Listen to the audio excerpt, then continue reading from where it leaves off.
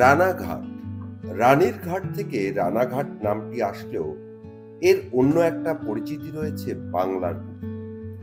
বাংলার ফুলের গ্রাম হিসাবেও বিখ্যাত এই রানাঘাট।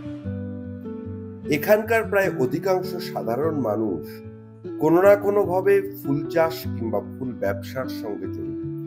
আর এখানকার বেশিরভাগ চাষিরাও ধান, গম বা পাটের বদলে ফুলের চাষই করে থাকেন, নিছকই বাণিজ্যের কথা মাথায় রেখে।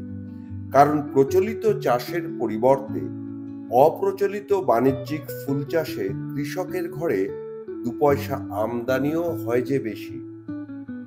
তথ্য তলাশ করতে গিয়ে দেখা যাচ্ছে, বিশেষ করে গুগল সার্চ ইঞ্জিন বলছে রানাঘাট বিখ্যাত হওয়ার পিছনে রয়েছে ফুল চাষের অবদান।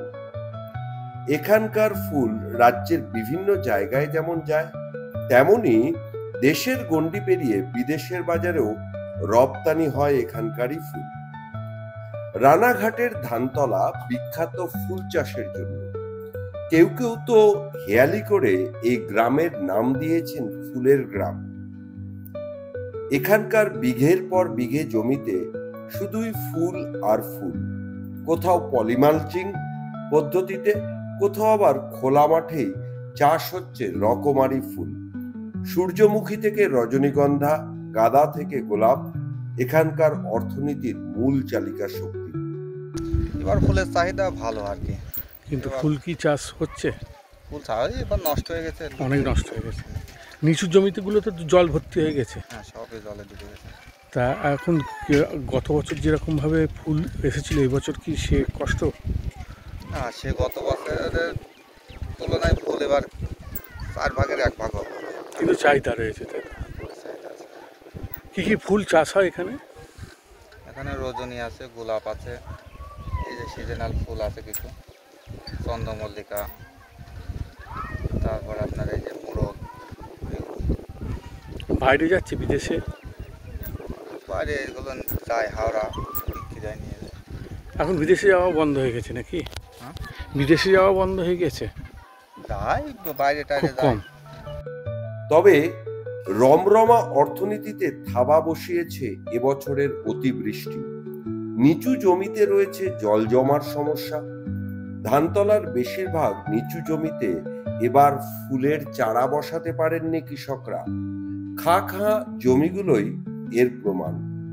বিধি বাম হলেও আশায় বুক বেঁধেছেন কৃষকরা। এবছর আর কি বুঝবো, ওই যে বৃষ্টি হয়ে সব জলে সব ফসল নষ্ট হয়ে গেছে। আচ্ছা, আর এই এখন লেট হয়ে গেছে, এর মধ্যে যারা চাষ করবে অন্য মাঠে আছে, ফুল অন্য মাঠেও চাষ হয়েছে। হ্যাঁ, আচ্ছা আচ্ছা। হয়েছে, মানে যাদের জমি উপরে আছে তাদের হয়েছে। যাদের নিচু জমি তাদের শেষ। হ্যাঁ, সব শেষ। মানে এরকম এই বছর কি এরকম আশা করতে পেরেছিলেন? বৃষ্টি কোন সময় কোন বছর কীরকম হবে কেউ তো বলতে পারে। হ্যাঁ হ্যাঁ। আর এই শীত আসলে অনেক রকম ফুলের তো ইয়ে হয়, সেটাকেও কি চাষ করতে পারছে না? এখন আর চাষ হবে না, হবে মানে যেগুলো উঁচু জমি আছে সেইগুলো হবে। বছরের অন্যান্য সময় ফুলে ভরে থাকা মাঠগুলিতে সেলফি তোলার যে ভিড় লেগে থাকতো, এবার সেভাবে সেলফিওয়ালাদের খুঁজে না পাওয়া গেলেও খুঁজে পাওয়া যায় খোলা মাঠে কৃষকের ফুল গোনার তারা। রানাঘাট থেকে শ্যামল নন্দীর রিপোর্ট, নিউজ পোল বাংলা।